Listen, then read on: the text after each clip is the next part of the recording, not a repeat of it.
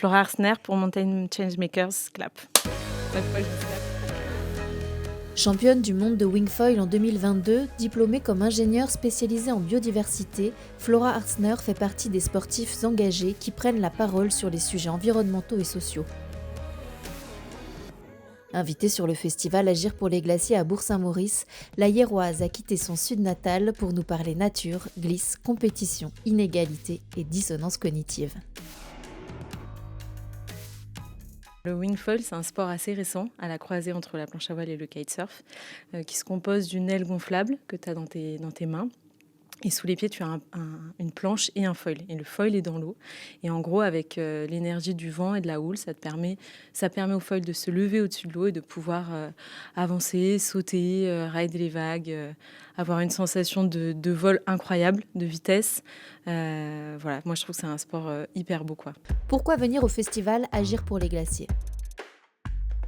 J'ai été invitée sur le festival par Jean-Baptiste Bosson et par son équipe. J'ai toujours été passionnée de montagne et de mer. Puis toute petite, je passe mon temps entre les deux. Je travaille dans le milieu de l'environnement. Je suis consultante et j'accompagne des structures sur les questions environnementales et biodiversité.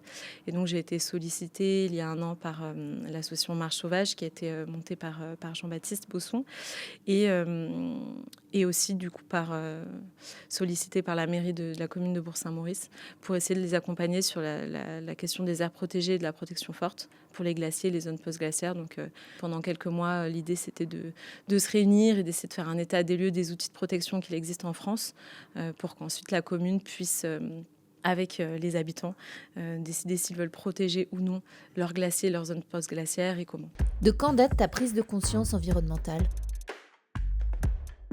Ma prise de conscience écologique, je n'arrive pas à me souvenir de quand. Je pense depuis toute petite, en tout cas, je suis sensible à ces sujets. Je pense dans mon parcours, c'est un peu particulier, c'est que le haut niveau est arrivé plus tard. C'est-à-dire que moi, j'ai d'abord fait des études d'ingénieur, j'ai travaillé pendant des années et je faisais de la planche à voile à côté pour le plaisir. Et quand le wingfoil est arrivé, donc un sport qui est arrivé il y a, je ne sais pas, peut-être 8 ans, quelque chose comme ça, j'ai voulu en faire, j'ai adoré. J'ai été repérée par une des plus grosses marques mondiales pour faire partie de leur équipe de riders. J'ai commencé à faire des compétitions en freestyle et en slalom et à gagner des compétitions internationales.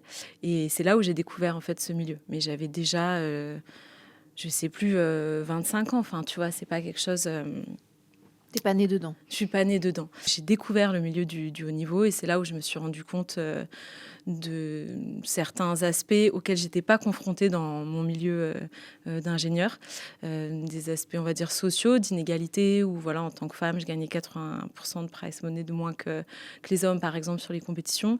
Et d'un point de vue aussi environnemental, où on nous demande de faire des compètes aux quatre coins du monde sans jamais se poser la question de l'avion, des destinations. La notion d'environnement était à mon sens même pas évoquée, même pas considérée à aucun moment. Donc ça a été quelque chose sur lequel je me suis interrogée, sachant qu'on est un sport de nature qui se pratique sur l'eau et on est complètement confronté aussi directement à l'évolution de ce milieu qui se dégrade à vitesse grand V.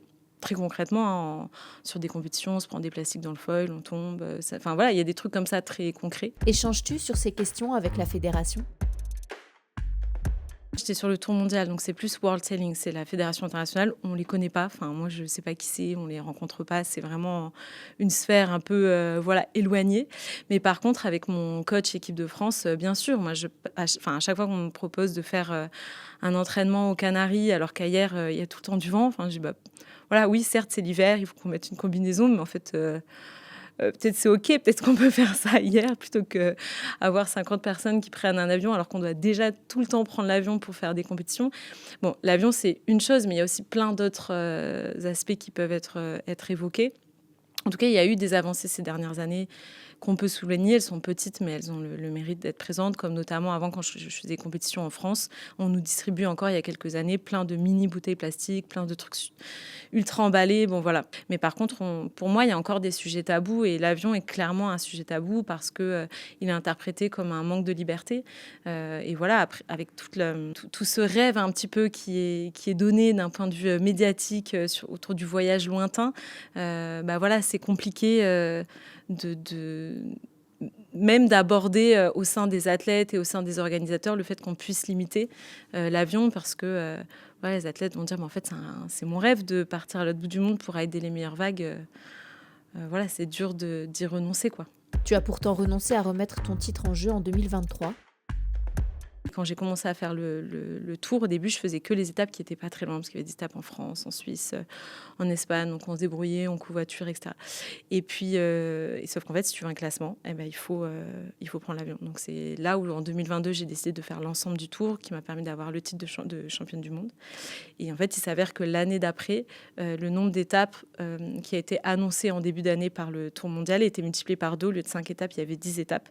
Et en fait, là, pour moi, ça a été très dur de me dire, mais en fait, ma dissonance cognitive, elle est hyper forte entre mes valeurs, entre ce que j'essaie aussi de véhiculer auprès de ma communauté et en fait ma vie, la vie que je dois mener si je veux faire l'ensemble de ces étapes.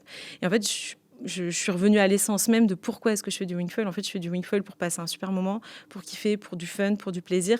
Et en fait, là, si je m'embarquais sur ce tour avec 40 000 étapes partout, pour moi, je perdais ce plaisir-là qui m'animait au fond de moi. Et donc, du coup, j'ai décidé de participer qu'à quelques étapes obligatoires qui m'ont été imposées par mon sponsor, mais pas à faire le tour. Donc, j'ai pas pu remettre mon titre en jeu. En 2022, 5 étapes. En 2023, 10 étapes annoncées. Et cette année? Maintenant, c'est parti dans tous les sens parce qu'il y a un tour. Donc je pense que les gens savent pas tous forcément, mais en fait, dans les Coupes du Monde, ce sont des tours privés. Donc, en fait, c'est un business d'organiser des compétitions. Et donc, du coup, il y a d'autres personnes qui se disent peut-être ça peut être hyper lucratif. Moi aussi, je peux faire un tour. Et donc, du coup, il y a des tours concurrentiels qui se sont mis en place, qui proposent aussi des titres de champion du monde. Et donc, en fait, en tant qu'athlète, tu es un pion. Et donc tu vas un peu. Voilà, encore plus d'avions, encore plus d'argent aussi. Enfin, il y a plein de choses c'est pour ça que je parle d'enjeux sociaux. On est quand même sur des sports dans des milieux hyper privilégiés. Enfin, il y a très peu de personnes qui ont les moyens de pouvoir faire ça quand il y a des étapes partout. Enfin, voilà, tout ça, moi, je pense que c'est important d'en avoir conscience aussi. C'est-à-dire que quand tu es le meilleur mondial, tu es le meilleur mondial aussi souvent de cette tranche de personnes-là qui ont les moyens de le faire et qui ont aussi un passeport pour pouvoir le faire. Et après, face à eux, ce sont des tours privés qui, eux, gagnent de l'argent. Plus ils font d'étapes, souvent plus ils gagnent de l'argent. Et donc, du coup, on est dans un système en fait économique où, en tant qu'athlète, on est tout simplement un pion. Il y a un peu ce truc autour du rêve de l'athlète, etc., du sport passion, du sport qui crée une magie. Une magie qui opère toujours. As-tu un message pour la nouvelle génération d'athlètes?